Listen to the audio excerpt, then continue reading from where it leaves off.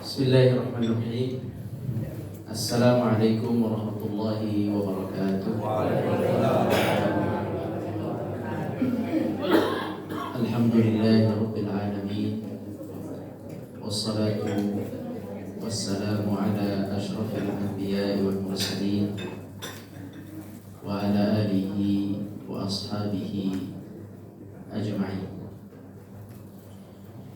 Allahumma inna nas'aluka ilman nafi'a wa rizqan thayyiba wa amalan mutaqabbalan. Allahumma ij'al jam'ana hadha jam'an marhuma wa tafarraqana min ba'dihi tafarruqan ma'suma. Amma ba'du. Bapak Ibu sekalian yang dirahmati Allah Subhanahu wa ta'ala, yang pertama, mari kita panjatkan puja dan puji syukur kita kepada Allah Subhanahu wa ta'ala dengan mengucapkan alhamdulillahi rabbil alamin. Salawat dan salam kepada Nabi kita, Nabi besar Muhammad sallallahu alaihi wasallam. Bapak Ibu sekalian yang dirahmati Allah Subhanahu wa taala, insyaallah tema kita pada hari ini adalah mengenai tuntunan Nabi agar kita istiqamah. Bapak Ibu sekalian yang dirahmati Allah,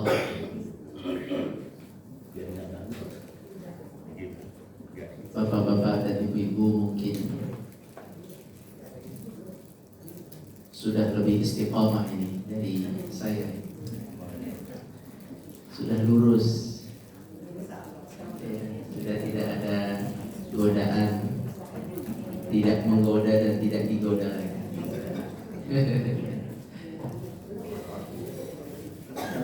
Justru istiqamah ini berat untuk yang masih muda.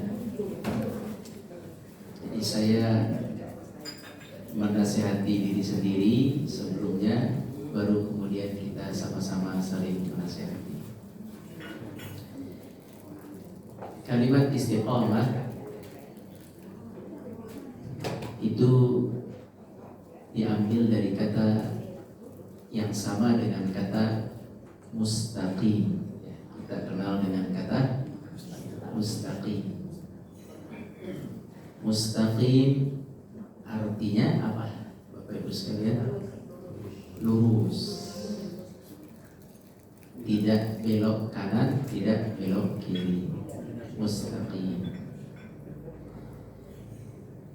Jadi istiqamah dengan mustaqim itu dari akar kata yang sama dan memiliki makna yang sama. Istiqamah lurus di jalan itu. Jangan kalau ada perempatan jangan belok kanan. Iya kan? Kalau ada pertigaan jangan belok kanan, jangan belok kiri. Lurus. Nggak buntu kok jalannya. Jadi nggak akan perlu putar balik. Ya. Jalannya jelas, lurus. Nggak mentok. Di jalan yang lurus itu kita disuruh terus mengambil jalan itu. Kapan sampainya? Kalau dari Jakarta ke Surabaya, sampainya keluar tol Surabaya. Jalan lurus atau jalan tol Jagorawi, keluarnya kalau mau ke Bogor, Ciawi atau Bogor. Kalau mau ke Sukabumi, keluarnya Sukabumi. Tapi jalan lurus yang kita jalani ini, jangan belok ke kanan dan ke kiri ini, ini kapan sampainya?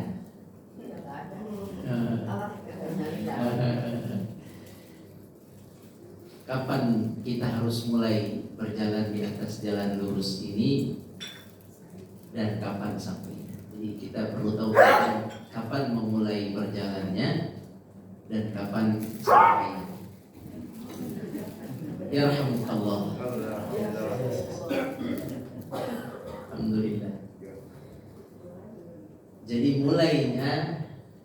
mulai berjalan di atas jalan ini sesungguhnya dimulai sejak seorang itu mengalami ciri-ciri baligh. Baligh ya. Ada aqil, ada baligh. Apa beda aqil dengan baligh?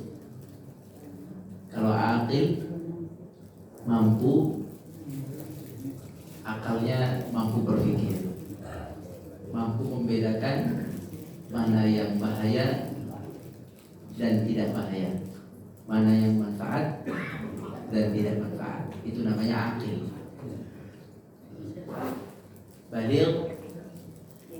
Baligh itu apa? Ya. Seorang anak yang mimpi lagi dia Dewasa. Baligh itu dewasa bahasa kitanya, berpindah dari ke anak-anak menuju orang besar. Itu secara bahasa Indonesia. Seperti itu makna baligh. Di dalam agama Islam, baligh itu artinya sampai pada apa? Sampai pada kewajiban mentaati perintah Allah dan menghindari larangan Allah. Jadi baligh itu adalah waktu di mana seorang anak sudah mulai bertanggung jawab atas dirinya sendiri di hadapan Allah. Umur berapa baligh? 17. Mungkin zaman dulu 17. Zaman sekarang 10 12. Iya. Untuk perempuan 10 tahun. Saya punya ponakan kelas 4 SD sudah baligh. Subhanallah. Berat sekali seorang anak 10 tahun atau 11 tahun sudah haid. Berat sekali. Seolah-olah masih kecil. Kok sudah baligh? Sudah dicatat oleh malaikat. Kalau dia meninggal, dia dipertanggungjawabkan oleh Allah dari umur 11.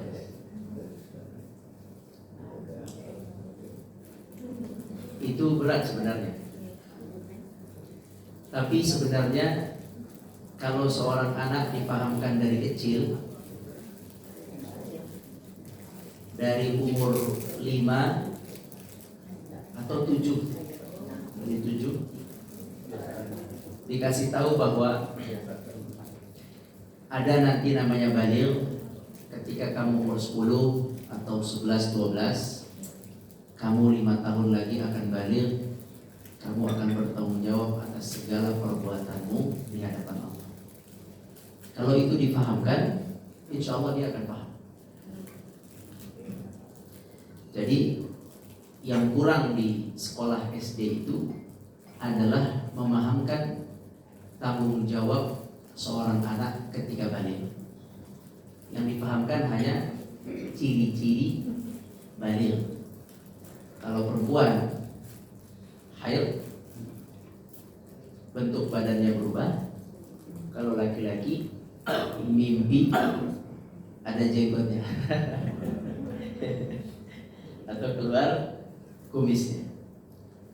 Kemudian muncul rasa saling ketertarikan antara laki dan perempuan. Normal. Ciri-ciri itu yang sering diajarkan di sekolah. Padahal sebenarnya kata baligh itu punya Islam kalimat itu. Islam mengatakan aqil dan baligh.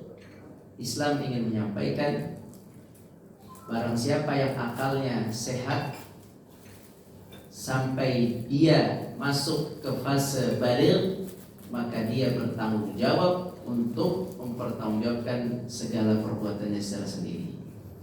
Jadi baligh itu adalah kedewasaan yang dengannya langsung dia bertanggung jawab atas segala perbuatan, perkataan seluruhnya.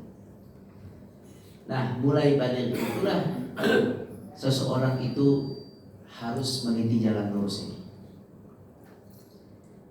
Ada yang baru paham jalan lurus ini umur 20. Ada yang baru paham umur 25. Ada yang baru paham setelah nikah. Ada yang baru paham setelah 40 tahun. Ada yang baru paham setelah wisuda di kantor ya. Wisuda di kantor maksudnya pensiun. Alhamdulillah wisuda juga ya. Ada yang sudah wisuda dari kantor pindah kantor lain sampai meninggal pun nggak paham-paham. Ada yang sampai wafat dia tidak paham karena nggak pensiun. Pensiun itu salah satu kesempatan wisuda dari dunia masuk ke alam akhirat. Udah nggak ada lagi PR target kerjaan. Jadi udah wisuda, alam dunianya sudah selesai, masuk ke alam akhir. Tapi ada juga yang udah wisuda masih mau sekolah lagi, cari kantor lagi. Syukur-syukur kantornya baik. Banyak sekarang kantor para wisudawan yang baik-baik. Ya, jadi antar wisudawan, antar para pensiunan bikin kantor bersama-sama. Biasanya jauh lebih baik. Ya, biasanya jauh lebih baik. Nah, jadi Bapak Ibu sekalian, mulai kita meniti jalan ini tadi, bicara jalan yang lurus atau mustaqim atau istiqamah, itu kita mulai jalannya dari sejak kita aqil baligh. Kalau baligh umur 11-12 tahun baligh tapi tidak aqil. Tidak aqil maksudnya akalnya tidak berkembang. Ya. Kan ada kan yang Allah tidak kembangkan akalnya. Dokter tidak bisa mengobati. Tidak satupun ada obat dan operasi yang bisa menyembuhkan orang yang akalnya tidak sehat. Siapa yang membuat akal tidak sehat? Allah. Maka tidak Allah wajibkan walaupun sudah baligh. Tidak Allah wajibkan, Pak. Tidak wajib sholat, tidak wajib puasa karena enggak ngerti apa. Jadi walaupun sudah jenggotan, ya kan, sudah besar, tapi tidak akil, maka tidak terkena kewajiban. Tidak harus gila. Kalau gila mah sudah terlalu jauh. Ini akalnya tidak standar ya. Ya. Ya. Jadi yang seperti ini tidak kena kewajiban. Atau gini, akalnya sehat ketika baligh umur 12 sehat sampai pensiun sehat. Habis pensiun mulai pelan-pelan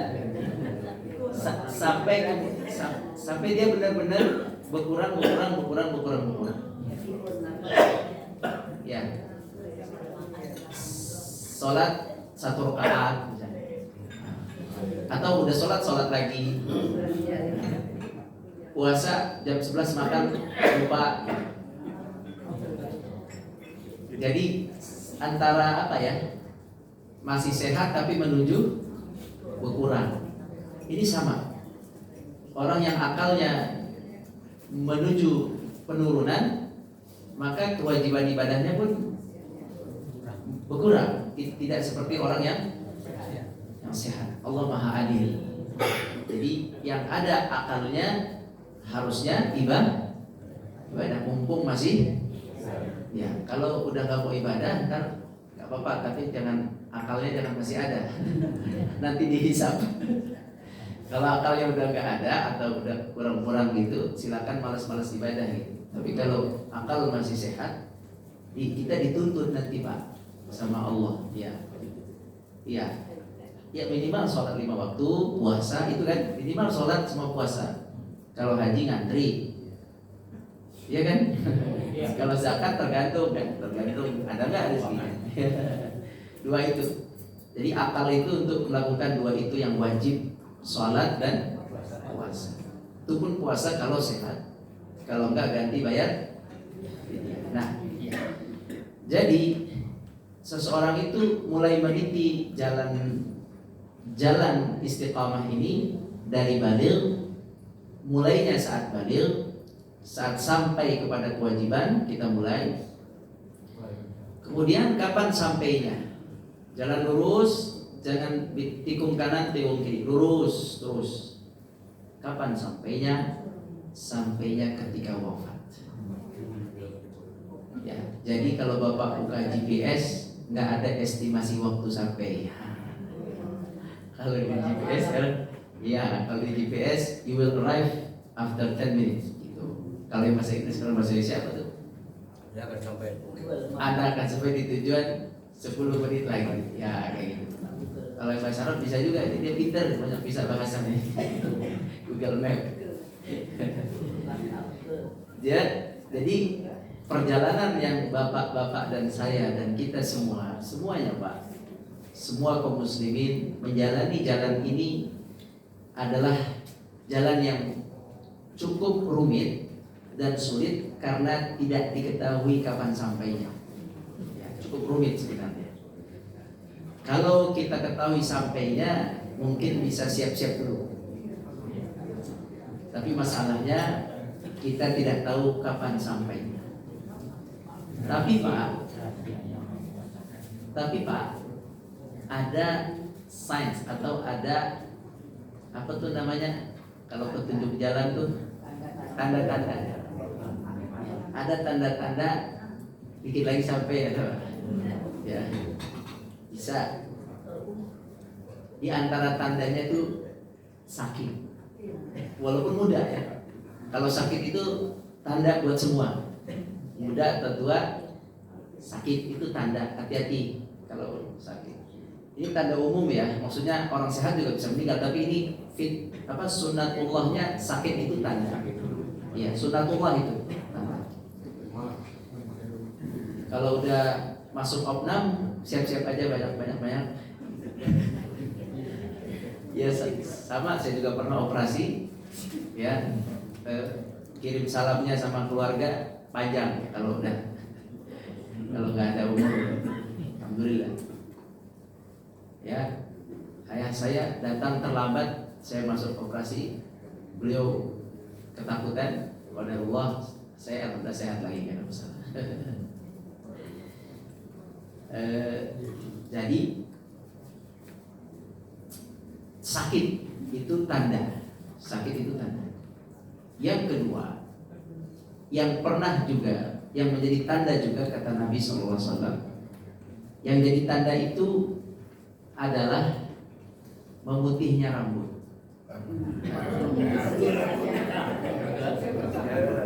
Kuning boleh. Kuning. Kena pohon jagung kan? Iya, kena pohon jagung. Makanya ada hadis orang yang membiarkan rambutnya putih, maka Allah memberikan pahala terhadap dirinya. Nah, ya, hanya dua yang dibolehkan atau dua yang dianjurkan untuk diwarnai. Satu, seorang bapak-bapak yang sudah putih mau berangkat perang jihad, silakan warnai. Biar musuh bilang, wah muda-muda ini. Satu itu. Yang kedua, seorang istri yang disuruh suaminya. Nah, Bu, itu minta Bu, biar muda lagi, boleh. Tapi disuruh suaminya. Sisanya itu yang kedua itu dianjurkan, disunahkan berdasarkan sebab. Kalau ibu disuruh suami, kalau bapak, kalau kita perang. Kalau bapak nggak ada kesempatan ya, nggak ada kesempatan. Itu sunnah. Artinya ikuti kalau ada itu warnai. Tapi selain itu boleh. Kalau tidak ada keperluan perang, tidak diinikan suami, boleh warnanya warna kuning. Ya, kenapa hitam itu panjang lah pembahasannya. Ada yang boleh, ada yang tidak. Tapi sebaiknya tidak hitam. Kenapa tidak hitam? Karena orang yang diwarnai hitam kembali rambutnya, yang pertama dia tidak dapat keutamaan pahala merawat rambut putih. Yang kedua, dia lupa bahwa dia sudah ya, masih ganteng terus, masih muda. Dan kalau masih muda terus berpotensi digodain, Pak. Ya, godain aja.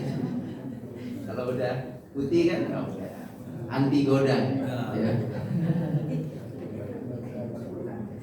Saya pun nanti akan sama kalau Allah panjangkan umur, putih juga semuanya. Nah, putih itu tanda, ya. Saya mohon maaf ya Pak, ini saya sampaikan bukan apa yang saya sampaikan. Jadi tanda perjalanan kita akan mendekati sampai itu sahih. Satu, yang kedua adalah uban. Yang ketiga, tanda yang ketiga adalah meninggalnya orang-orang tua orang-orang di sekeliling kita, khusus orang tua kita. Ya, orang tua kita, terus orang seangkatan kita. Nah, kalau orang seangkatan kita dari sekian ratus sisa dikit, tanda. Jadi disebut dalam bahasa Arabnya mautul aqarib, meninggalnya kerabat-kerabat dekat kita yang sepantaran atau orang tua kita. Itu udah tanda-tanda ya, mobil khusus yang sepantaran. Nah, kita harus berada di dalam itu, di dalam jalan itu, tidak belok kanan, tidak belok kiri. Apalagi kalau tanda sudah ada. Kalau tanda sudah ada, harus lebih ketat lagi di jalan itu. Tanda belum ada pun harus, apalagi sudah ada.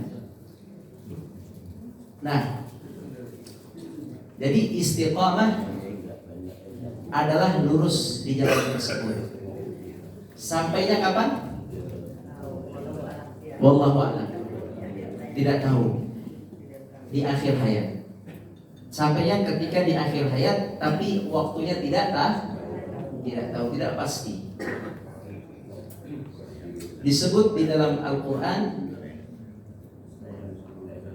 wa'bud rabbaka hatta ya'tiyakal yaqin. U'bud artinya sembahlah, ibadahlah. Rabbaka, ibadahlah kepada Tuhanmu Allah.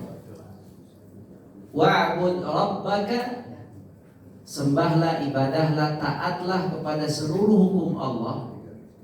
Hatta, sampai ya'tiyaka, sampai engkau didatangi al-yaqin, sampai si yaqin mendatangi. Siapa si yaqin itu? Si yaqin maut.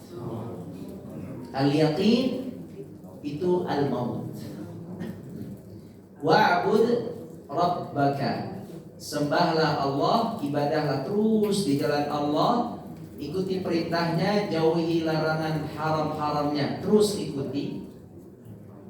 Hatta terus di jalan ini hati-hati, ada godaan uang, jabatan, wanita, apalagi Pak? Tahta, harta, waris, bisnis. Ini harus hati-hati.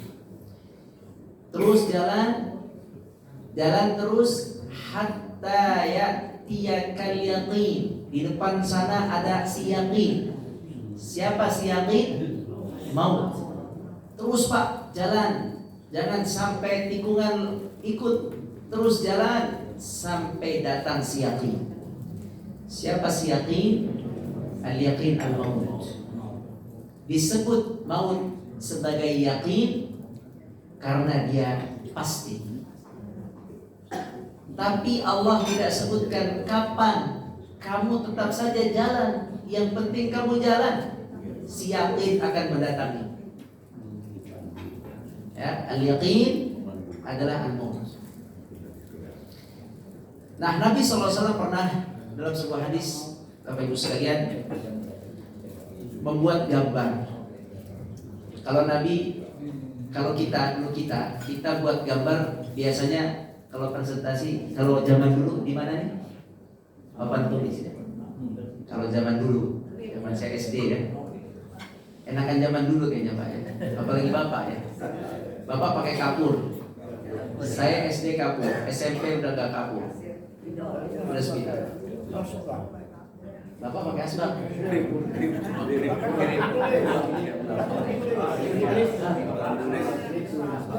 Batu.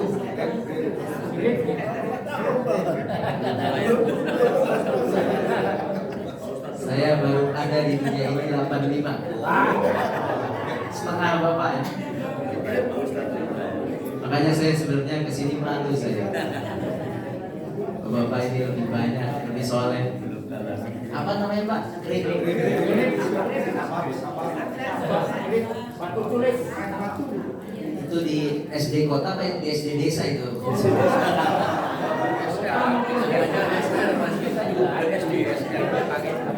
Swasta apa negeri? Dulu kan ada swasta ya. Krik ya? Nanti saya coba cek iseng-iseng. Apa tulisannya Pak?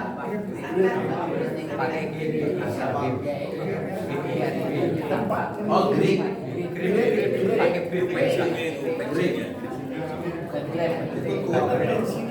Oh iya.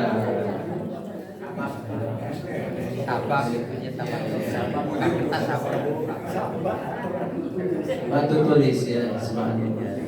Ada buku paketnya nggak Pak belajar? Buku paketnya? Nggak ada ya? Oh ada juga. Alhamdulillah. Subhanallah ya. Zaman dulu. Saya membaca Oh ada. Peter Pocong. Belajar. Kalau Bapak pakai itu, Ibu pakai itu juga sama ya. Saya papan tulis, kemudian pindah ke whiteboard. Sekarang anak zaman sekarang enggak naik lagi ke proyektor. Zaman sekarang ini udah pakai pen. Belajar pakai pen. Paperless katanya, apa namanya, menghindari banyak kertas. Ada apa? Ada kelebihan, ada kekurangan. Baik, kekurangannya pulsa apa? Pokota habis terus. Baik. Jadi Nabi, kalau Nabi kira-kira di mana nulisnya? Nah, di pasir. Kalau Nabi di pasir. Pakai apa? Pulpennya apa? Jari atau ranting ya. Bisa jari, bisa ranting. Tidak disebut sih di situ. Kemungkinan bisa jari atau ranting. Jadi Nabi membuat apa? Sebuah garis Pak. Nabi khattan nabiyyu khattan. Nabi membuat khat itu adalah sebuah garis panjang, garis panjang. Kemudian Nabi Sallallahu Alaihi Wasallam membuat garis-garis kecil di kanan kirinya, gambar aja, kayak gambar tulang ikan ya. Kanan kiri kanan, kayak tulang rusuk ya. Ya. Kanan kiri kanan kiri kanan kiri kanan kiri kanan kiri. Ini yang digambar oleh Nabi Sallallahu Alaihi Wasallam. Kata Nabi, kalian ada di garis bawah. Inilah jalan yang lurus. Tafsir ihdinas siratal mustaqim ini. Kata Nabi, inilah jalan yang lurus. Kalian di bawah, kalian akan menuju ke sana. Di sana itu ada surga. Mau masuk ke sana harus wafat dulu. Iya kan? Kanan kiri, kata Nabi, ini banyak jalan. Kanan kiri banyak jalan. Dan setiap jalan itu ada orang-orang yang semangat mengajak dan menarikmu. Dia akan semangat menawarkanmu supaya kamu masuk ke jalan itu. Nah, ya, kayak kalau kita jalan, ya, ada daya tariknya setiap jalan itu. Kata Nabi SAW, janganlah engkau mengikuti jalan kanan kiri itu, karena di sana jika kamu tergelincir satu maka sulit kembali ke jalannya. Dan yang paling mengerikan itu jalan kanan kiri itu serius menggodanya, gitu ya. Serius menggodanya itu sangat serius. Ya, jadah, disebut jadah. Serius. Jabatan yang tinggi, keuntungan yang besar, walaupun hanya di atas kertas. Nanti bapak untungnya segini, wah enak juga ya. Ya, investasi tanpa kerja dapat sebulan sekian persen. Ya, enak juga ya. Iya. Atau yang lainnya, kanan kiri kanan kiri kanan kiri, ada yang berat, ada yang ringan, tapi kebanyakan adalah berat. Tergantung keimanan kita sebenarnya. Nah, kata Nabi SAW, janganlah diabaikan, jangan diindahkan, diabaikan dia. Terus berjalan. Gimana sih Bapak Ibu sekalian biar bisa tidak tergoda dengan kanan kiri ya? Kita perlu berdagang, betul nggak? Kita perlu investasi. Misalnya nih, Bapak, kan kita perlu investasi. Iya. Kan kita perlu berdagang, iya. Kan kita perlu bekerja, betul. Tapi gimana sih supaya jalan lurus ini kita tidak terjerumus kanan kiri? Apakah di jalan lurus ini tidak ada kerjaan? Ada. Apakah di jalan lurus ini tidak ada bisnis? Ada. Tapi siratal mustaqim, sesuai dengan yang Allah sudah tetapkan tata caranya, gitu. Mau bekerja, tetap di jalan ini. Halal, jangan yang haram, kan gitu. Mau berdagang, berbisnis, tetap di jalan ini. Jangan jual yang haram, jangan cara-caranya yang haram, jangan menipu, jangan mencari jalan yang kanan kiri. Kalau yang kanan kiri, jalannya jalan yang tidak sesuai dengan siratal mustaqim ini. Nah, makanya keluar perintah dalam Al-Quran, ayatnya Allah berfirman, fastaqim kama umirta. Nah, itu coba ya dihafal, fastaqim. Apa fastaqim? Istiqamah. Depannya fa. Yo, fastaqim. Fastaqim. Luruslah. Kama, sebagaimana umirta. Umirta, kamu diperintahkan. Luruslah di jalan ini sesuai perintah. Fastaqim kama umir. Lurus di jalan ini, terus continue di jalan ini, tapi diikat oleh Allah dengan kalimat kama umirta. Lurus sesuai yang disuruh.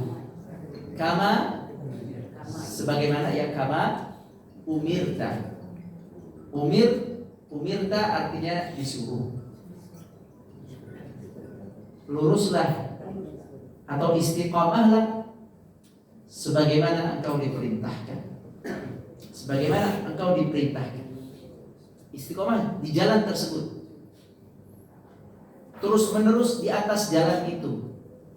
Terus menerus salat 5 waktu. Terus menerus puasa Ramadan. Terus menerus amal-amal berikutnya, amal sunnahnya juga terus menerus. Jangan amal putus, terus di jalan itu. Jadi istiqamah itu adalah berkelanjutan di atas suatu pekerjaan, di atas suatu jalan, di atas satu ideologi, di atas satu keyakinan, terus di atas itu. Kalau orang Nasrani, ya, dia dari balik sampai wafat di atas agama Nasrani, dia istiqamah, tapi tidak sesuai yang diperintahkan gitu. Tidak sesuai yang diperintahkan. Disuruh istiqamah di atas jalan yang lurus tadi, yang diperintahkan. Jadi diikat dengan yang diperintahkan. Ya. Orang yang tiap malam begadang gitu. Istiqamah juga dia. Tapi bukan itu, tidak disuruh. Iya. Kalau dia bilang saya juga istiqamah, tapi bukan begitu istiqamah yang disuruh. Itu nggak disuruh istiqamah yang begitu. Iya. Ada nggak orang yang istiqamah dalam maksiat? Jadi dia istiqamah sesuai yang diperintahkan nafsunya. Bukan itu. Istiqamah tadi kan di sebuah jalan atau dia lurus terus. Dia lurus. Tiap jam 12 sampai jam 2 main gaple. Atau ada istiqamah berkumpul setiap malam minggu. Berkumpul tiap malam minggu. Beli tukang sate diberhentiin belakang rumah saya nih. Susah nasihatinnya tuh. Beli sate. Mereka nggak ganggu sih, tapi tukang satenya diberhentiin di situ. Saya kasih lihat umurnya kelihatan dari 40-an sampai 50-an. Masih sangat umur masih sangat. Ya. Masih punya anak-anak yang harus ditemani, istri yang harus ditemani, tapi sampai jam 12, jam 1. Istiqamah itu mereka istiqamah di situ tiap malam minggu sampai jam 12. Jam 1. Ini istiqamah atau berkelanjutan, tetapi bukan yang disuruh. Bukan yang disuruh oleh Allah, ini yang disuruh oleh dirinya sendiri. Ya, yang disuruh kita atau istiqamah yang Allah ingin adalah yang Allah suruh. Nah, bagaimana Pak supaya istiqamah di atas jalan Allah yang Allah suruh? Nah, Nabi kasih cara. Cara yang pertama kata Nabi, wasta'in billah wala ta'jiz. Cara yang pertama. Ini buat saya dan buat kita. Yang paling berat sebenarnya hujannya saya. Bapak sih udah lurus lah, Pak. Haji, udah lurus lah insyaallah. Insyaallah. Amin. Ibu saya umurnya 66 ya. Saya tuh masih sering dinasihatin ibu saya. Kamu yang ikhlas, kamu yang iya, kamu hati-hati, ya. Iya. Jadi terbalik harusnya ibu nasihatin saya. Kamu hati-hati kalau ada orang nawarin bisnis, hati-hati. Kamu hati-hati yang ikhlas, jangan macam-macam lah. Saya sering dinasihatin sama ibu saya. Masih ada beliau, alhamdulillah. Saya melihat ibu saya jauh lebih ibadahnya jauh lebih ajak. Ya, orang tua. Sholatnya waktunya udah lebih jelas, ngajinya lebih jelas. Kalau saya dikit-dikit sibuk. Telat. Kadang mau berangkat ke masjid, anak mau ikut, harusnya datang sebelum takbir, akhirnya masbuk. Itu saya alami. Berapa Pak baru datang? Serba salah. Antara saya tinggalin anak SD ya kelas 1, jadi saya nggak ngajarin dia, atau saya tungguin lama. Jadi memang ada problemnya sendiri ya di umur ini. Bapak udah lewat. Jadi Bapak lebih mudah mudah-mudahan insyaallah. Saya nggak tahu sampai atau tidak ke umur ini. Semoga kita istiqamah. Nah, untuk istiqamah, karena jalan kanan kiri banyak Pak. Yang pertama yang sangat perlu kata Nabi SAW adalah wasta'in billah. Ista'in billah wa la ta'jiz. Ista'in, minta pertolongan kepada Allah dan jangan lemah. Kenapa minta pertolongan? Karena banyak ayat yang membicarakan begini. Banyak. Di antaranya di surat Al-Mudaththir ayat terakhir kata Allah, "Wa ma yadhkuruna illa ayyasha Allah. Faman syaa'a dzakara wa ma yadhkuruna illa ayyasha Allah." Kata Allah ini, barang siapa di antara kalian yang mau beriman kepada Al-Quran dan taat kepada Al-Quran, silahkan kata Allah. Yang mau apa? Beriman dan taat kepada Al-Quran, silahkan. Iya, Allah saking ada sebuah kalimat yang Allah ajak, ada sebuah kalimat yang saking kalau kamu nggak taat juga silahkan. Yang mau silahkan, yang mau ngambil pelajaran, yang mau beriman silahkan. Harus kita harus. Terus ayat tersebut ditutup oleh Allah, wa ma yadhkuruna illa ayyasha Allah.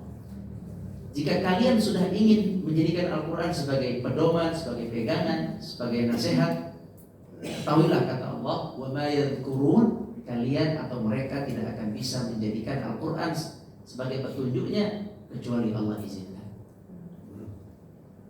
Sudah mau menjadikan Quran sebagai hidayah, kata Allah, enggak bisa juga sebelum saya yang mengizinkan. Ini mirip dengan mau bangun tahajud, nggak bangun-bangun. Mau puasa sunnah baru jam 10 batal. Mau sedekah udah kotak amalnya lewat nggak jadi. Mirip gitu. Mau transfer alah nggak jadi. Atau yang angkanya 3 nolnya 5 jadi 1,15 tapi nolnya 4. Nah, itu bukti bahwa kemauan untuk ibadah pun kalau bukan atas ACC izin Allah tidak terjadi. Apalagi urusan yang lain, apalagi urusan keuntungan dunia, kesuksesan, itu tidak ada. Jauh di bawah masalah ini. Masalah ibadah pun tidak bisa terjadi kecuali atas izin Allah. Itu ada di surat Al-Mudaththir. Coba kita buka. Jadi ini pengetahuan yang menurut saya perlu dipahami oleh kita. Inilah yang membuat kadang orang itu sombong dengan ibadahnya. Dia merasa saya jago, paling jago. Nah, tapi sebenarnya bukan dari dia. Lihat ayat 28, 29 surat At-Takwir. Ini penting sekali karena berkaitan dengan istiqamah.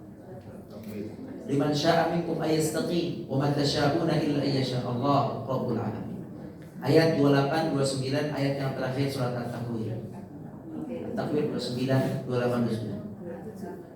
Handphonenya ada?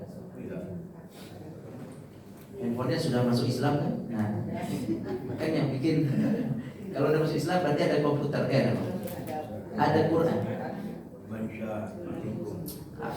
Apa Bang? Ayatnya Pak? Ya, terus wa ma tasyaa'una illa Masya Allah. Masya Allah. Hebat sekali. Artinya Pak, boleh? Artinya ayat 28, yaitu bagi siapa di antaramu yang hendak menempuh jalan yang lurus, lempeng, lurus. Kamu tidak dapat berkehendak kecuali apabila dikehendaki Allah, Tuhan SWT. Nah, jadi mau nempuh jalan lurus, udah mau nih. Tapi kalau enggak Allah izinkan nggak bisa. Bayangin aja. Makanya dalam hijrah Pak perlu tulus ikhlas niat yang benar karena Allah tahu hatinya. Bukan hijrah itu karena trendy, apa namanya? Tren. Kita hijrah karena tren, nggak akan bisa di jalan lurus. Allah tahu mana yang hatinya hijrah lurus dimudahkan oleh Allah. Mana yang di hatinya hijrah karena tren, karena ingin mendapatkan masa yang baru, follower yang baru. Ya, masa saya tadinya masa yang tidak hijaber, saya mau masuk ke, kayaknya hijaber udah banyak nih. Saya mau masuk ke dunia masa hijaber. Ini kena ayat yang ini. Wa ma tasyauna illa ayyasha Allah. Hijrah yang begini kalian tidak akan dapat. Maka dari itu Bapak sekalian, apa yang bapak-bapak sekarang sudah alami, meninggalkan yang buruk, meninggalkan yang haram, apa yang sudah kita usahakan menjauhi yang haram dan menjalankan semua perintah Allah ini pada dasarnya karena Allah kehendaki juga pada akhirnya. Makanya nggak boleh merasa bangga dengan taubat kita dan kerajinan ibadah, tidak bisa. Kemarin puasa Asyura, kita bersyukur, alhamdulillah saya bisa puasa.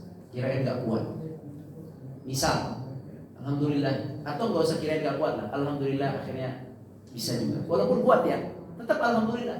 Bisa saja di tengah-tengah terjadi apa-apa, nggak jadi. Juga sholat subuh bangun, makanya doa bangun tidur, alhamdulillah, alhamdulillah at'amana wa saqana, alhamdulillahilladzi ahyana ba'da amatana wa ilaihi nusyur. Alhamdulillah yang telah menghidupkan kami kembali setelah mematikan kami, yakni membangunkan setelah menidurkan. Pada akhirnya alhamdulillah, salah satu jamaah di tempat kami, orang tua beliau masya Allah tidak bisa tidur, ada penyakit itu. Iya, subhanallah. Beliau bilang saya gak ada pikiran kok, saya gak habis, saya gak apa, saya biasa aja. Tapi sepertinya yang penyakit, hanya bisa tidur 1 jam semalam. Subhanallah. Mendengar cerita itu, saya merasa nikmat sekali bisa tidur. Sekalinya beliau minum obat, tidurnya kalau minum obat bisa lewat sholat, justru malah nggak bangun-bangun. Iya, maksudnya kalau dia minum obat malah lewat sholat. Nah, beliau bilang gitu ke saya. Jadi beliau tahan dengan itu. Kadang beliau harus tidur sambil apa? Duduk sambil subhanallah. Jamaah di masjid sudah pensiun, masya Allah, alhamdulillah. Jadi kembali lagi bahwa yang pertama apa tadi untuk istiqamah? Yang pertama minta tolong kepada Allah dan jangan lemah. Jangan lemah. Niatnya yang benar, Pak. Ya, Allah melihat bapak melihat saya paling takut sebenarnya dengan ini. Allah melihat saya, melihat ibu. Itu bukan gerakannya saja, Pak. Ini bukan hanya gerakan saya yang dilihat, jalan saya dilihat, bukan hanya lisan saya diperhatikan. Tapi Allah melihat kepada isi hati kita. Itu yang paling mengerikan sebenarnya. Jadi penglihatan Allah tidak hanya sampai fisik kita, itu penglihatan CCTV kalau gitu sih. Ya kan, itu terlalu sederhana. Kalau CCTV itu terlalu sederhana. Penglihatan CCTV bagus, tapi nggak bisa menjadi hukum. Makanya nggak semua ulama mengambil hukum dari CCTV. Ya, karena kan nggak tahu isi hatinya. Ya memang ada hal-hal yang bisa diambil dari situ, tapi tidak seutuhnya diambil dari situ. Karena apa? Karena penglihatan yang sesungguhnya adalah penglihatan ke dalam hati. Nah, Allah Azza wa Jalla penglihatannya ke sini. Nah, oleh itu tidaklah kita bisa istiqamah kecuali atas izin Allah kembali. Nah, barang siapa yang lisannya mengucapkan saya mau hijrah, tapi hatinya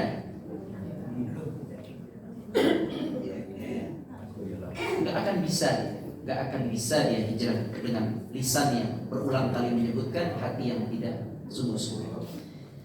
Baik, itu yang pertama. Yang kedua, kata Nabi, yang kedua, saddidu wa qaribu. Saddidu wa qaribu.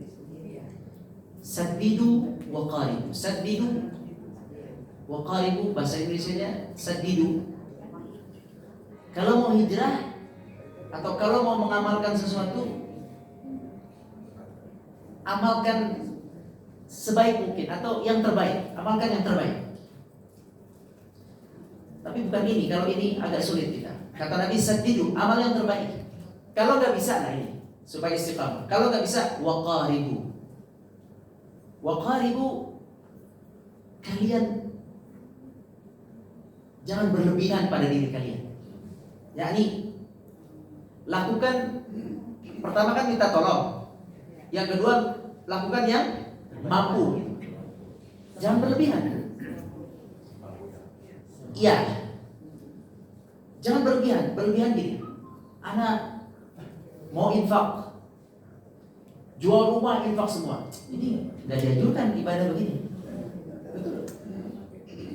Atau anak mau ikut janji sampai wafat, anak akan janji pada diri sendiri, anak akan setiap hari khatamin 2 juz. Saya janji sampai wafat. Ini berat, janji begini berat.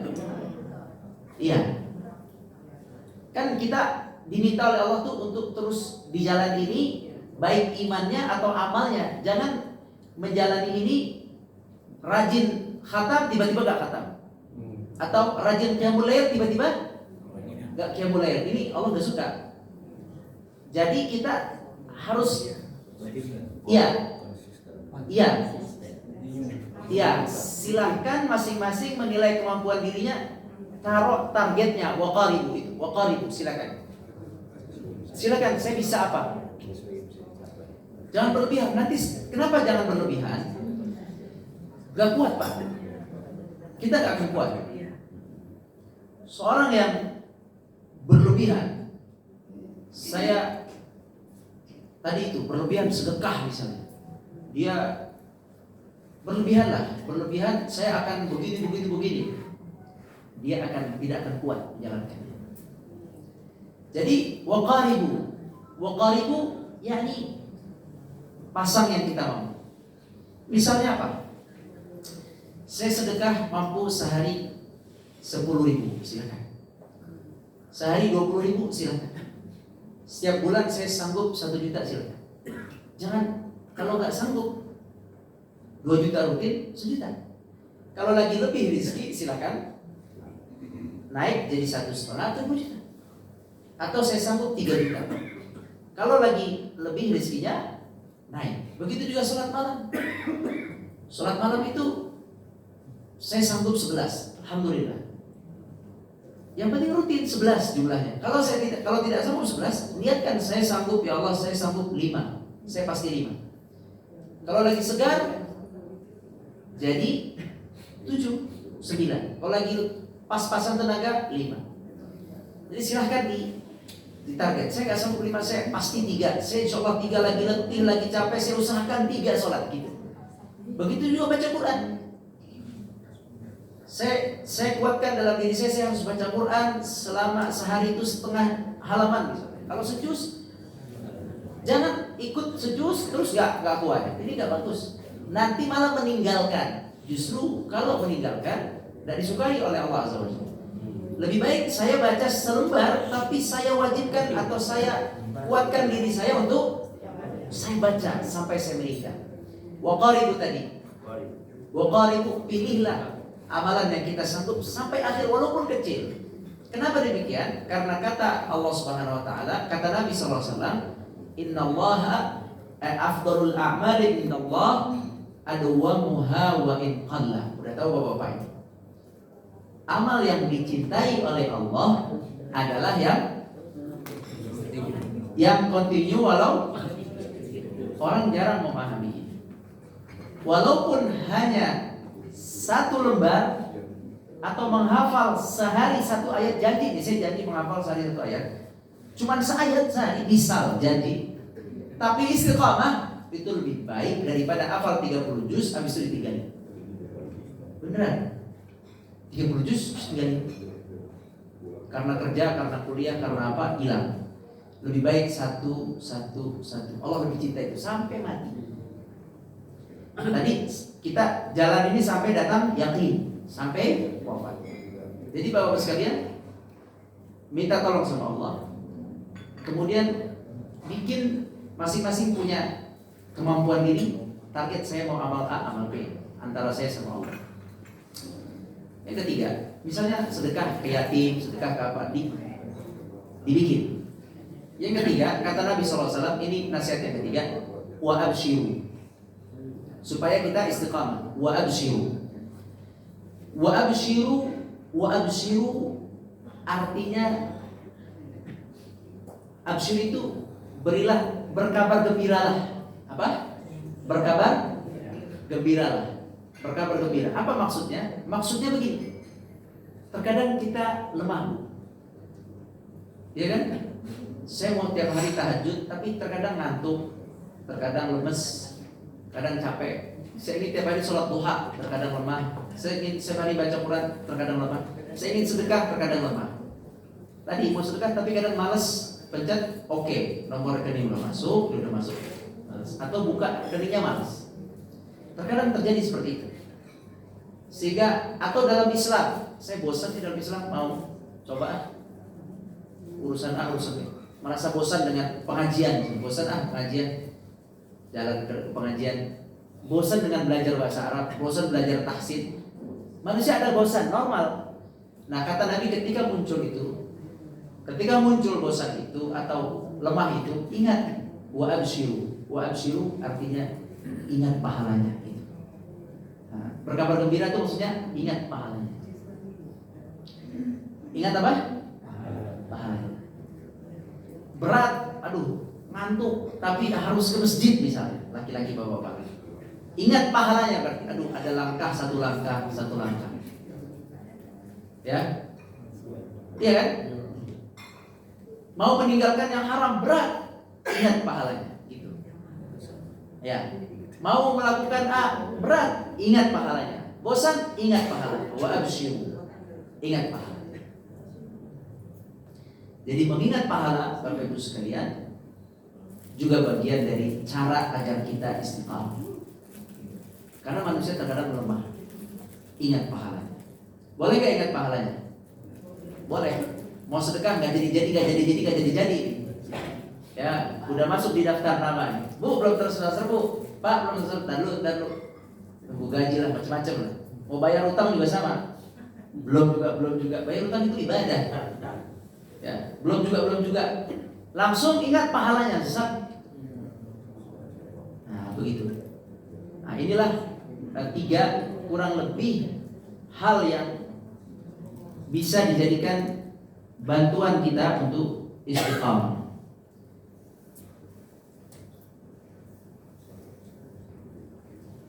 Yang terakhir, yang keempat,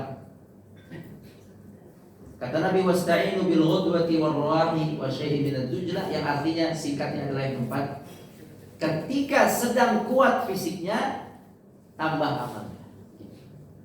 Ketika apa?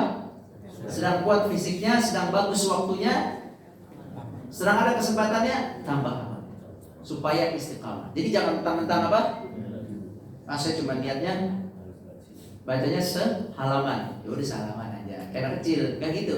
Kalau lagi seger, kalau lagi sehat, kalau lagi waktunya bisa, pakai untuk ibadah, pakai untuk itu. Jangan ibadah selalu pakai waktu sisa. Betul. Nabi bilang itu, kalau ibadah pakai waktu sisa, dia akan bosan, akan berat. Jadi jangan terlalu capek sehingga terasa berat. Kalau baca Quran jangan lagi ngantuk, Bu. Nanti kita malas baca Quran. Lagi bangun tidur segar, baru baca Quran. Kalau kita ngantuk ya tidur, ngapain baca Quran? Kecuali gak tidur, baca Quran jadi tidur, boleh. Jadi kurang lebih Bapak Ibu sekalian, itulah 4 yang masih banyak, tapi 4 itu pokok lah menurut saya. Pertama apa tadi? Minta pertolongan, karena kita gak bisa kecuali atas izin Allah. Yang kedua, amalannya dicari yang ibu mampu, tapi sampai mati kerjakan. Kalau udah Bapak Ibu ikut majelis taklim kayak gini nih, ikutin terus sampai ada pengumuman tadi bahwa innalillahi. Betul. Yang ketiga tadi apa? Wa abshiru. ingat pahalanya. Pahalanya. Yang keempat,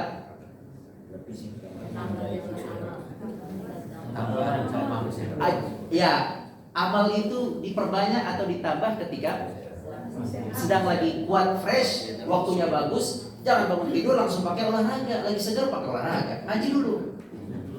Gitu maksudnya. Demikian, wallahu a'lam. Silakan kami serahkan ke Bapak Wawancara jika ada pertanyaan atau tambahan.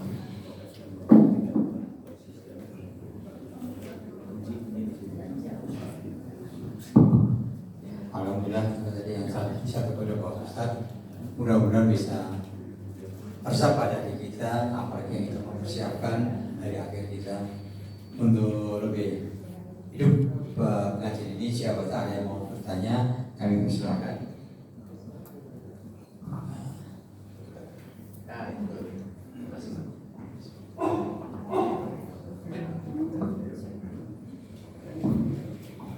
Assalamualaikum warahmatullahi wabarakatuh. Nama Muhammad Ayub. Dan saya bertanya, ini perkara istiqomahnya berpisah. Jadi di kompleks saya itu istiqomah, kompleks saya seorang bapak istiqomah sholatnya tepat waktu, tepat waktu. Tapi yang tadi bilang kayak gini, satu ketika dia terbawa oleh di kafe itu kan, kompleks ada kafe. Main iseng-iseng catur gaple, dia gaple yang punya petah, foto petah, gitu. Kenapa lah lumayan kali. Tiba-tiba saya lewat, baru pulang. Woi Pak, asal, woi gitu, yo gitu. Saya asal, saya balik lagi masih nongkrong situ Pak. Nah maksud saya tidak menyinggung juga anak orang tua, aku 70 Pak ya. Gimana cara mengembalikan keistiqomahan yang sudah terlanjur terpelosok ke dalam lingkungan segala itu. Jadi supaya istiqomah kembali stay tune di sholat itu Pak, tepat waktunya. Dia udah ke bawah tapi sholat kan mungkin bisa jam 4:30 gitu. Karena keasikan terlalu kuat setan yang ada di kebetulan dekat pohon beringin Pak. Jadi itu kuat sekali. Assalamualaikum warahmatullahi wabarakatuh. Lagi atau di Lanjut atau mungkin ada yang bertanya lagi sekarang? Tiga pertanyaan. satu-satu aja Pak. Satu ya, silakan. Jadi Bapak Ibu sekalian, memang akan terjadi tikungan itu. Karena kata Nabi tadi, kanan kiri ada jalan-jalan yang tikungan-tikungan ya, perapatan-perapatan ya, yang itu menarik sekali dan menggodanya jad. Kata Nabi SAW, menggodanya itu serius. Nah, apa sih? Kenapa sih terkadang orang itu Pak Bu bisa jatuh ke situ? Itu jawabannya karena dia tidak mengakui poin yang pertama itu. Poin pertama, dia tidak merasa ibadahnya pertolongan Allah. Pak, kalau Bapak merasakan ibadah pertolongan Allah, besok walaupun Bapak rutin tahajud, Bapak malamnya masih minta. Iya. Walaupun Bapak rutin puasa, kalau Bapak ngerti konsep nomor satu, itu nomor satu tadi, Bapak akan mengatakan, ya Allah, buatkan saya bisa puasa. Walaupun Bapak udah kuat, walaupun Bapak udah rutin di sholat pertama, kalau ngerti konsep nomor satu, Bapak akan minta, ya Allah, mudahkan saya sholat di sholat pertama. Walaupun Bapak sering infak, Bapak tetap minta, ya Allah, berikan saya kekuatan untuk infak. Kalau enggak, kalau merasa maghrur, namanya maghrur, bangga, ini gampang menang. Karena kebanggaan dalam hati itu bahwa saya ahli ibadah itu juga dari setan. Ketika muncul itu,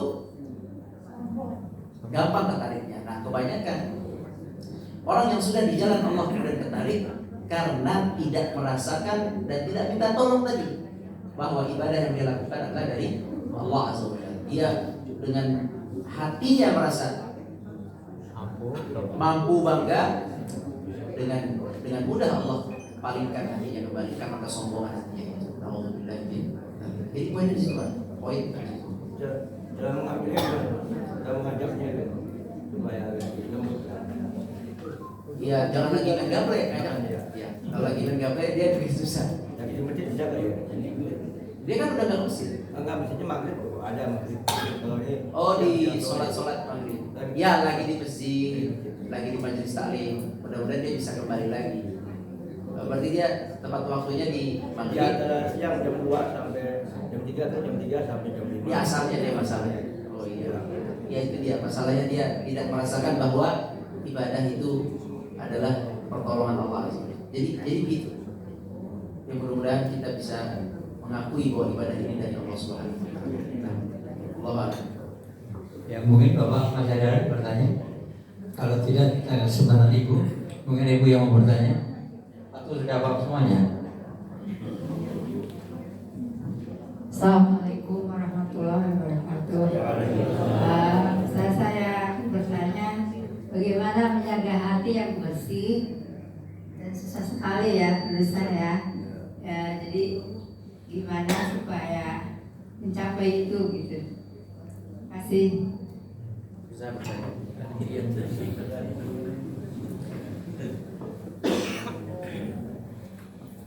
Seperti yang tadi kami sampaikan, dan saya masih terus belajar, dan saya terus dinasihati oleh guru-guru kami, terutama guru Quran. Saya punya guru Quran, rata-rata guru Quran saya itu 2, sama aja, nasihatnya hampir sama. Ikhlas, jujur kepada Allah, itu aja. Jujur kepada Allah, jujur kepada Allah, jujur kepada Allah, ikhlas kepada Allah. Gimana sih biar bisa ke sana? Yang tadi Bu, bahwa penglihatan Allah sampai ke sini. Di situ. Nah, mulai sekarang ibu bapak saya paling berat saya lah. Jadi kamerain, paling berat saya. Semoga Allah ampuni saya. Jadi Bapak Ibu sekalian, bahwa Allah itu melihat sininya. Udah jangan lagi. Kalau dulu kita mungkin Allah melihat saya, atau Allah tahu saya lagi ngapain kegiatan. Sekarang bukan itu, tapi fahamilah bahwa Allah melihat. Allah tahu nih Bapak di sini yang pertanyaan yang tadi nggak berbobot, Allah tahu. Ustadznya begini. Ini teman saya ngapain sih dia? Allah semua tahu. Yang kesini mau datang cuma mau ketemu teman, ada mau bisnis, ada apa? Allah tahu semua. Ya, semoga Allah ampuni kita semua. Ya. Nah, maksudnya disitulah. Jadi ketika kita merasa hati dipantau, maka akan keluar perbuatan yang baik. Karena pantauannya udah dalam. Tapi barang siapa yang hatinya nggak merasa dipantau, dia bisa sering bohongin orang dengan lisan. Nah, jadi jangan sampai lalai. Ini sekarang dada Bapak Ibu, Allah maghfir lana semua, kita semua. Ampuni anak. Di sini istighfar kita, di luar udah nggak istighfar lagi. Allah maghfir lana semua. Nah, itu di situ ibu rasakan bahwa Allah memantau hati. Ketika sedekah, hati-hati. Ingat Allah pantau, langsung perbaiki niat ketika ingin beramal, ketika ingin langsung. Sepertilah kurang lebih merasa pantauan Allah ke dalam hati. Mudah-mudahan dengan begitu kita bisa lebih bersih. Allah. Silakan. Ibu masih ada waktu, baru setengah 12 bulan sampai 12 bulan berempat ke siapa yang itu dulu. Assalamualaikum warahmatullahi wabarakatuh. Pak Ustaz, ini memang sepertinya sepele ya Pak Ustaz. Jadi misalkan ada seseorang di hari Jumat, dia ingin bersedekah ke si A. Sementara si A ini kita nggak ketemu. Apakah boleh ditunda di hari esok untuk si A ini? Sementara kan banyaklah kali yang ada memerlukan. Tapi dia niatnya hanya untuk si A. Itu bagaimana? Anunya apakah bisa ditunda besok atau memang kita berikan ke tempat yang lain? Ya. Gitu. Terima kasih Bu. Sama-sama Pak. Assalamualaikum warahmatullahi wabarakatuh. Ketika kita bersedekah, sudah diniatkan untuk si A, kemudian si A-nya tidak ada, boleh nggak kita menunggu sampai si A-nya datang? Secara hukum tidak ada larangan. Boleh, ibu menunggu untuk diberikan kepada si A. Jadi tidak masalah sama sekali. Yang masalah adalah kalau tidak jadi. Jadi alhamdulillah tidak ada masalah. Alhamdulillah. Nah, Allah. Sama-sama. Kalau tadi kan ibu itu kan, kalau dikasihkan ke orang lain gimana? Tidak masalah juga. Dikasih ke orang lain juga tidak mengapa. Karena dia tidak ada, kasih ke orang lain tidak mengapa. Itu memang bukan rezeki.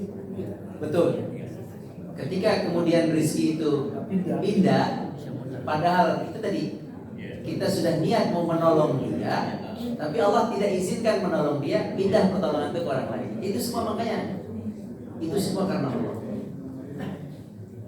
Pelajaran paling gampang ibu-ibu sekalian, bahwa ibadah ini dari Allah paling gampang itu adalah membandingkan bulan Ramadan dan bulan yang lain. Dari situ anak belajarnya. Di bulan Ramadan 30 hari sambung puasa, khatam Quran, subuh dengerin ceramah, malam qiyamul lail 11 rakaat 23 rakaat, 10 malam terakhir i'tikaf. Ada yang mukim di masjid, ada yang pulang pergi. Malam Id nggak ada yang sholat. Id. Tapi sholat masih berlaku. Sholat malam berlaku. I'tikaf berlaku, qiyamul lail berlaku. Quran berlaku. Tapi semua ditinggalkan. Dari sini menjadi dalil kata ulama bahwa Ramadan adalah pemberian ibadah. Kasih. Makanya dulu Bapak Ibu mungkin pernah dengar ada ustaz-ustaz yang ceramah, sahabat Nabi meminta seandainya apa? Ramadan itu terus. Mereka paham di situ dibantu. Yang nggak kerudungan, iya kan? Yang sakit pada sehat, yang maksiat pada ngerem dulu. Seandainya setahun itu Ramadan dikuatkan, dimudahkan seperti itu, Aman. tapi kan pemberian itu hanya satu. Demikianlah. Jadi boleh ke orang tersebut, boleh pindah orang lain. Kalau pindah orang lain, pelajarannya ketetapan Allah bukan ke dia ternyata. Kita mau kasih dia ternyata tidak. Itu semua izin Allah. Tapi kalau umur sudah tidak ada, berarti niat sudah nyampe. Niat sudah sampai. Ya. Niat sampai. Niat seorang mukmin terkadang, bukan mesti, terkadang lebih baik dari amalnya. Ini ada kaidah lagi, Pak. Coba kaidahnya bisa ditulis, dihafal. Niatul mukmin khairum min amalihi. Terkadang, tapi enggak mesti. Niat seorang mukmin terkadang lebih baik dari amal. Tapi ini jangan jadi buat niat aja terus lah. Enggak. Iya. Maksudnya begini. Maksudnya terkadang seorang itu niat ingin membantu si fulan. Udah bagus tuh. Ketika dia bantu, banyak kamera, banyak TV, banyak orang yang menyorot, akhirnya muncul. Iya. Padahal kalau dia tadi tidak keluarkan bantuan, dia hanya sampai niat dan meninggal, itu lebih baik daripada dia sampai ya. Karena ketika terjadi amalnya rusak juga sebab ria. Lebih baik dia mati duluan sampai niat saja sebelum terjadi gitu. Jadi terkadang niat itu lebih baik. Ya, terkadang tapi bukan rusak. Iya, kan lihat momennya gitu. Nah, Allah a'lam. Masih ada lagi? Ada?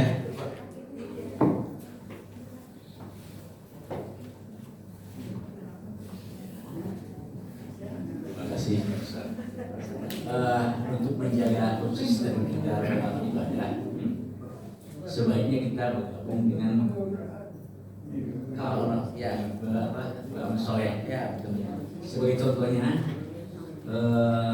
kita meyakini akan hidup syafaat kita nanti di yaumul masa. Ya. Jadi bergabunglah dengan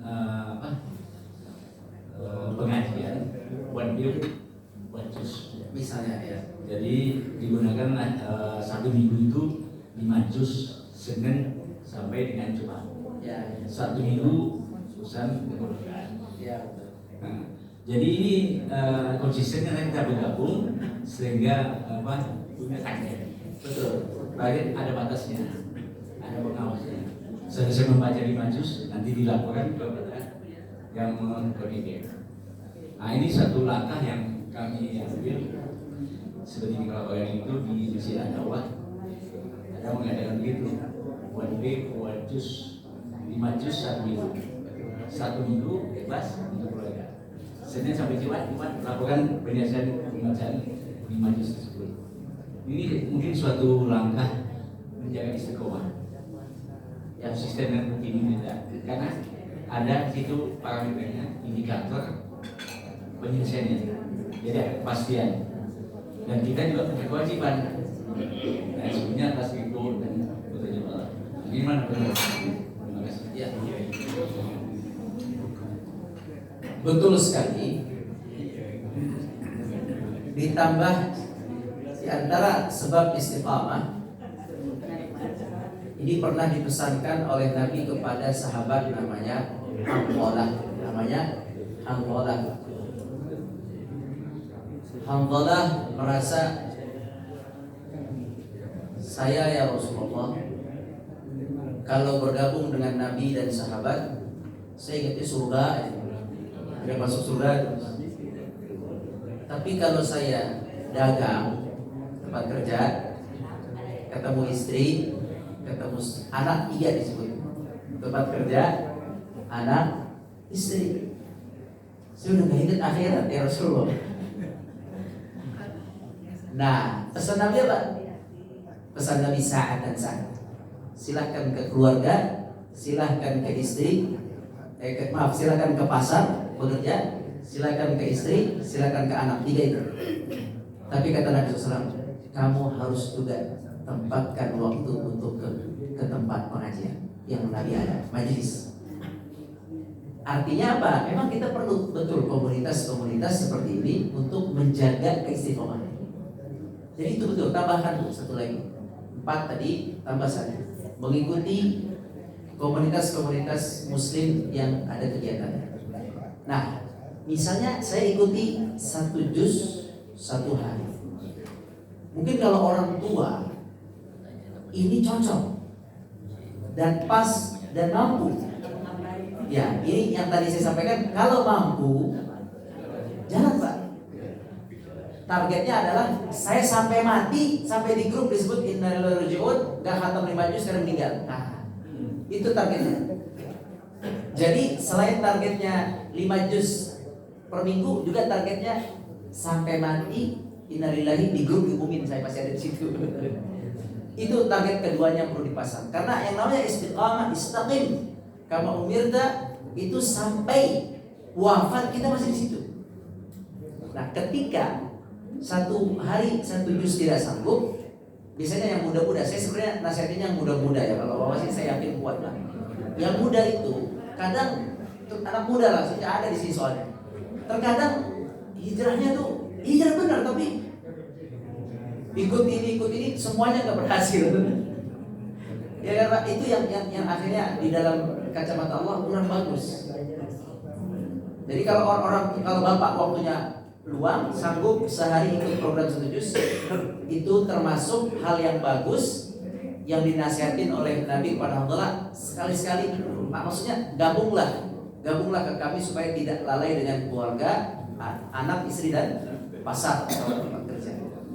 Namun kalau kita sudah tahu dari awal, kayaknya saya nggak sanggup nih.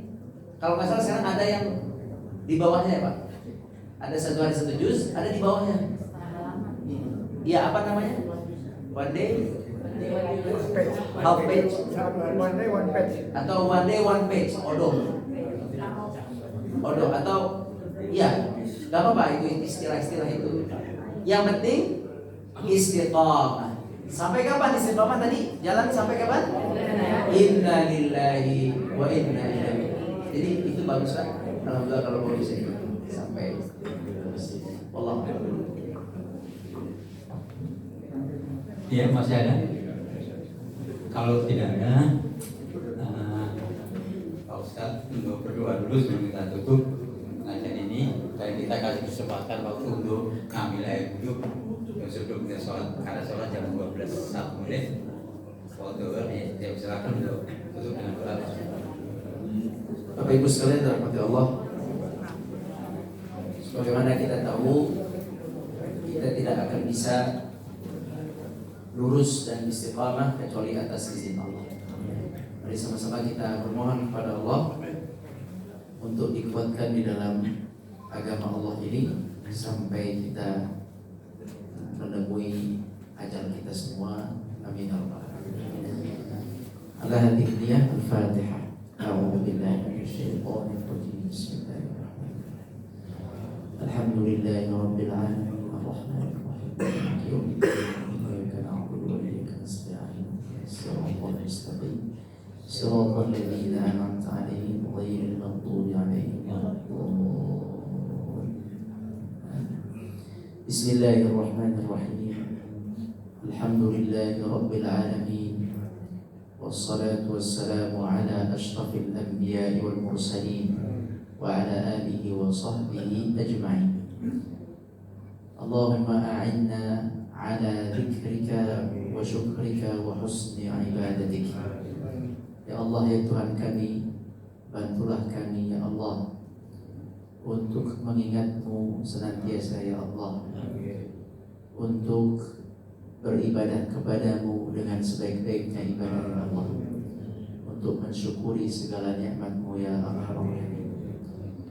Allahumma rabbana ighfir lana wa liwalidayna warhamhuma kama rabbayana shighara.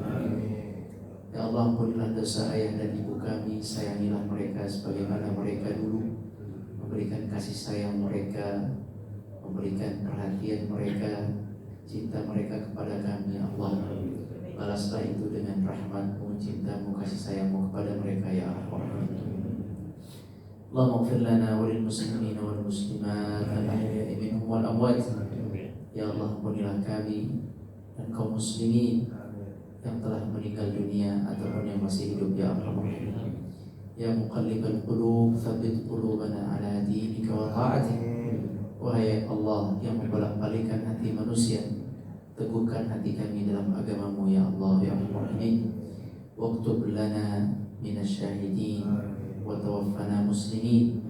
Meninggalkan kami, wafatkan kami dalam keadaan Islam.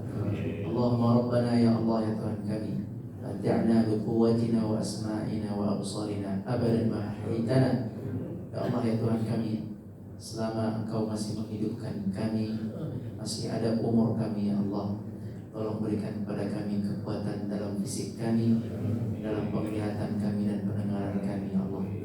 Jangan Kau wafatkan kami pada ajal kami kecuali fisik kami, mata dan pendengaran kami masih dalam keadaan sehat ya Alhamdulillah. Rabbana atina fid dunya hasanah wa fil akhirati hasanah wa qina adzabannar. Subhana rabbika rabbil izzati amma yasifun wa salamun alal mursalin walhamdulillah. Allahu a'lam.